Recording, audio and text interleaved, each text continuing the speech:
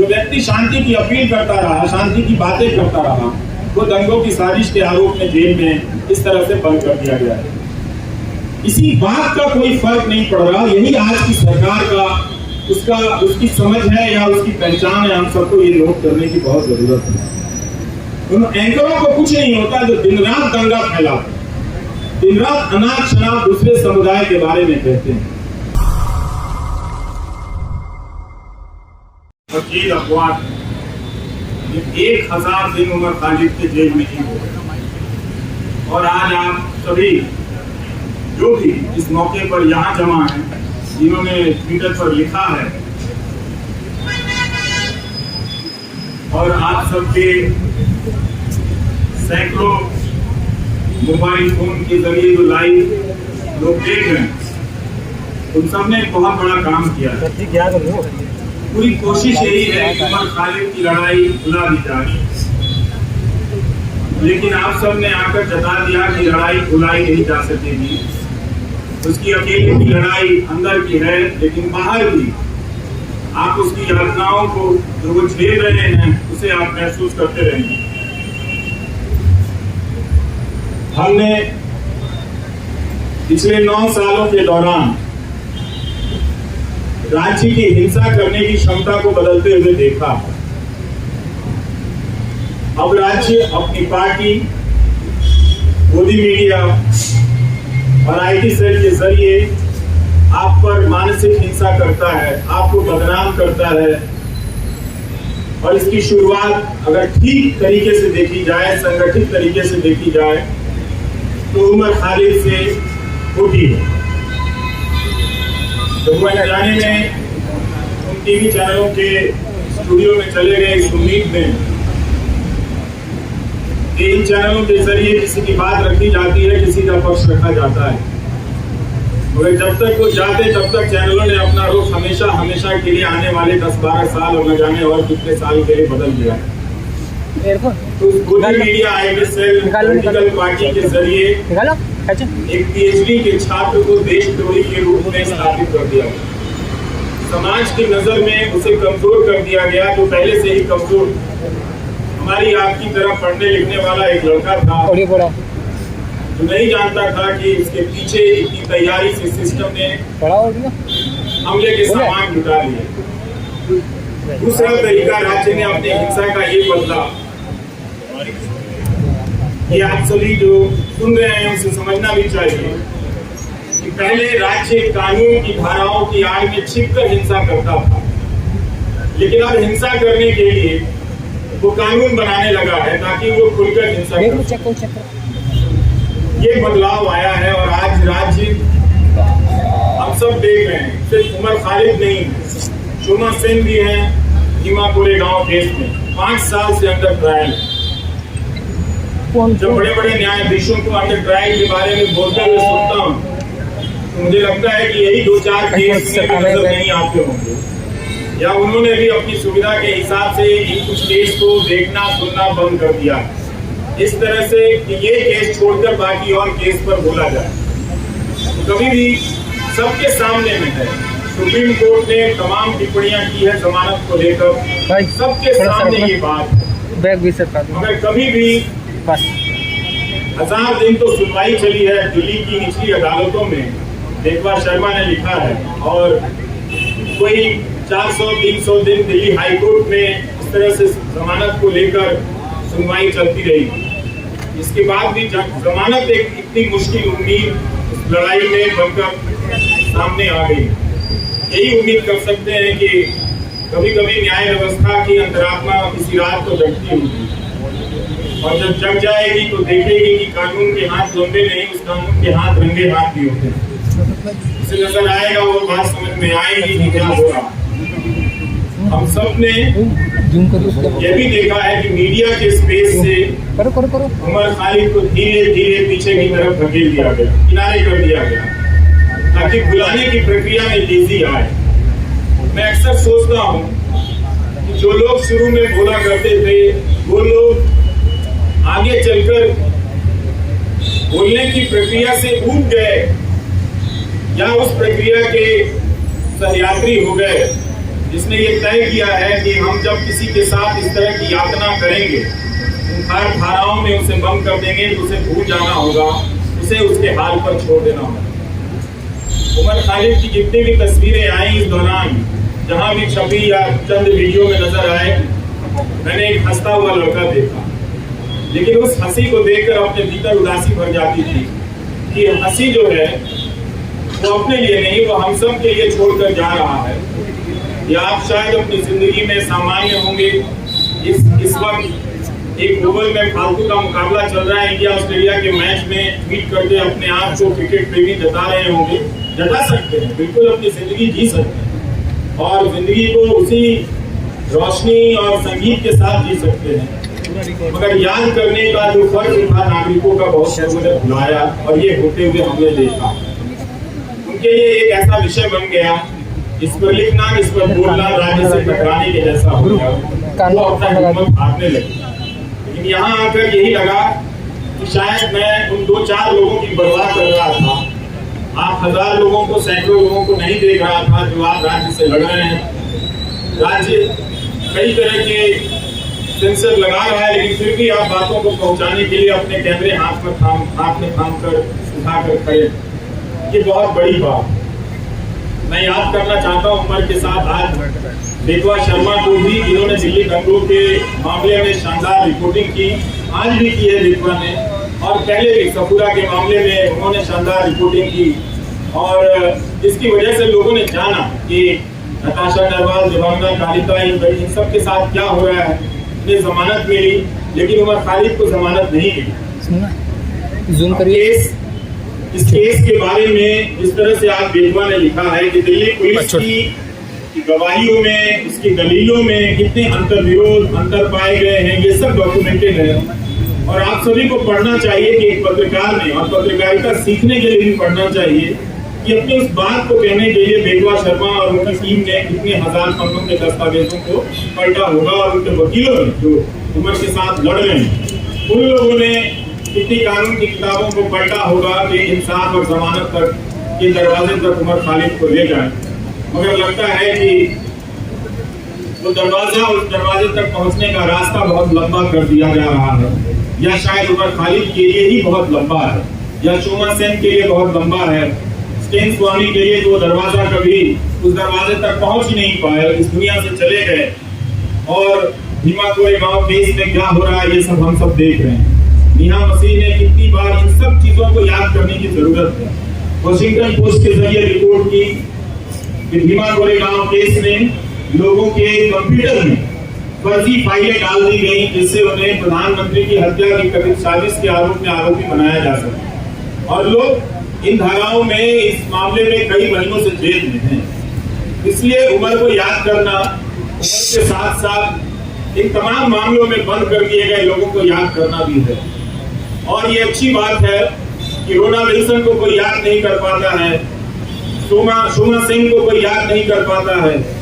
तो कुछ बंदिशें लगी हैं, याद करने वालों ने अपने लिए कुछ कायदा चुन लिया है कि हम इन्हें याद करेंगे, इन्हें याद करने में ज्यादा सुरक्षा है, इन्हें याद करने में ज्यादा खतरा है। तो वो अपनी सुविधा के हिसाब से किसी को याद करते हैं, किसी को याद नहीं करते।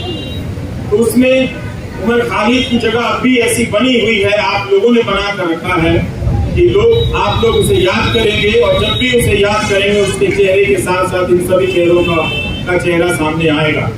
और आपके पिता SQR इलियासी जी, जब हम अपनी रिपोर्टिंग की दुनिया में कदम रख रहे थे, तो आपके पास न जाने कितनी मर्तबा हम लोग अपने कैमरे को लेकर गए हैं, और एक जिम्मेदार नागरिक के तौर पर आपके बयान लेने के लिए मैंने आपकी चौखट पर तमाम बड़े मीडिया को देखा है, जो अब शायद आपसे दूरी बनाता होगा, किसी अहमियत की चिंता में या किसी सरकार की चिंता में, वो जो भी है। लेकिन प्रेस क्लब की ये सभा आश्वस्त करती है कि राज्य के पास ताकत तो बहुत है, लेकिन आप लोगों के पास इरादे भी कुछ कम नहीं है। आप लोग याद कर रहे हैं इस 1000 दिन को आपने यूं खाली जाने नहीं दिया, याद करके बता दिया कि नाइंसाफियां जहां जहां दर्ज है हम उन्हें पहचानते रहेंगे, उनके बारे में हम लौटते रहेंगे और लोगों को बताते रहेंगे। हम और आप यही काम कर सकते हैं इस उम्मीद में कि कभी न कभी किसी का ईमान जागेगा, और ईमान जागता है और लोग उन फैसलों को पलट कर देखेंगे, उन गवाहियों को देखेंगे। दिल्ली पुलिस में भी बहुत सारे अच्छे लोग हैं, वो लोग समझेंगे कि उनके हाथ से किस तरह की नाइंसाफी हुई। उनकी रातों की नींद भी खराब होगी किसी वक्त में, जब वो खुद किसी नाइंसाफी के दौर से गुजर रहे होंगे तो अपने द्वारा की गई नाइंसाफियों को याद तो करेंगे। हम सब याद करते हैं, वो भी इंसान है, वो भी याद करेंगे। लेकिन उमर खालिद के लिए लगता है कि सब कुछ एक कठोर दरवाजा बना दिया गया है, लकड़ी का ऐसा दरवाजा जहाँ इंसान नहीं खड़ा है, लकड़ी का कुछ लकड़ी की मूर्तियां ही बनी हुई हैं, वही फैसले ले रही हैं, उनका शायद दिल नहीं धड़कता। हम कोशिश करते रहेंगे कि उमर खालिद के साथ जो मामला है उसको उठाते रहें, आप लोग बोलते रहें। बोलने के लिए बहुत जरूरी है कि इस केस के डिटेल में जाए, जिस तरह से बेटवा शर्मा ने आज रिपोर्टिंग की है। इतनी बड़ी मीडिया की फौज इस दिल्ली शहर में, पूरे देश की मीडिया को खत्म कर दिया गया कि दिल्ली में मीडिया है, क्योंकि नेशनल मीडिया है, वो राज्यों और जिलों की परवाह करता है। लेकिन अंत में ये नेशनल मीडिया भी खत्म हो गया और आज आपके बीच उसकी मौजूदगी नजर नहीं आती। कोई हाथ उठाकर नहीं कह सकता कि हाँ वो यहाँ पर खड़ा है, उसके चैनल पर उसका लाइव प्रसारण हो रहा है। अगर कोई ऐसा है तो उसके लिए ताली बजा दीजिएगा, नहीं तो आप सब अपनी निष्ठा और अपने कर्तव्य निष्ठा के प्रति खुद ही ताली बजा दीजिए। आपके लिए तो कोई आएगा नहीं। इस ग्रुप में आप लोगों ने इतनी मेहनत की है, बहुत बहुत शुक्रिया कि हम सब ने आज उमर खालिद को याद किया है। ट्विटर पर जिन लोगों ने लिखा है जो यहाँ नहीं आए हैं, उनकी सॉलिडारिटी को भी स्वीकार करना चाहिए, उसे भी मंजूर करना चाहिए, उसे भी एक तरह से उसकी पहचान होनी चाहिए। कैसे तमाम अनजान लोगों के जरिए भी ये बात दुनिया तक फैलती है कि एक नौजवान लड़के को जिसकी पीएचडी, चार्जशीट से पहले अदालतें उसकी पीएचडी पढ़ लें तो उसके बारे में नजरिया बदल सकता है। लोग देख सकते हैं कि वो एक छात्र के रूप में कैसा रहा होगा। उमर खालिद की दोस्त आकांक्षा अपेक्षा प्रियदर्शनी का मैं एक नोट पढ़ रहा था कि जब वो मिलने गई और उमर खालिद ने बताया कि कोविड के दौरान सुप्रीम कोर्ट के आदेश से कई लोगों को जेल से बाहर जाने की इजाजत दी गई, और जब वो लौट कर आए तो उन्होंने पूछा कि आप अभी तक गिनी। मतलब उस महामारी में भी किसी को ये याद रहा कि एक कोई उमर खालिद है जिसे बाहर नहीं भेजना है। उस महामारी में भी उसकी पहचान याद रखी गई, उसकी निशानदेही को याद रखा गया। इस तरह की नाइंसाफियां जो एक आम कैदी को मिलनी चाहिए वो भी उसे नहीं मिलती नजर आ रही। ये बहुत चिंता की बात है। और जब तक ये है, अदालतों के मंच से बड़े बड़े न्यायाधीशों का बोलना हमें खाली सा लगता है, हल्का सा लगता है कि वे अंडर ट्रायल और अधिकारों की बात बहुत संजीदगी से करते हैं। कई बार ऐसा लगता है कि शायद वो बात कहने के लिए करते हैं, नहीं तो ये बात अपने फैसलों में ही पलट कर देख लेते कि जब सबके लिए वो फैसला हुआ था तो क्यों इस व्यक्ति के लिए, क्या वो व्यक्ति इतना ज्यादा खतरनाक है। मीडिया अगर धारणा बना दे, मोदी मीडिया का एक है, रोज दंगाई मानसिकता फैलाता, उसके खिलाफ कोई कार्रवाई नहीं हुई और उस तरह के एंकरों से किसी को देशद्रोही बना दिया जाता है, उस पर राज्य व्यवस्था और न्याय व्यवस्था उसे लेकर इतना क्रूर हो जाती है, कोई दया भी नहीं दिखाती है, उसका प्रोटेक्शन नहीं करती। हमारे तमाम न्यूज चैनलों के एंकरों ने बुलंदशहर के मामले में क्या हाल किया आप सभी ने देखा। वो कल्पना कर लेते हैं मूर्तियां जिन्होंने खंडित की वो किस समुदाय के हों, वो रिपोर्टिंग अब नहीं करते। इसी तरह से उन्होंने उमर खालिद के बारे में कल्पना कर ली और उसे वास्तविकता में बदल दी। ये तो गनीमत है कि वहां की पुलिस डिपार्टमेंट को ये बात समझ में आ गई कि कुछ खतरनाक चीजें हैं। वो अपराधी पकड़े गए और उनके धर्म का नाम का धर्म कुछ और निकल आया।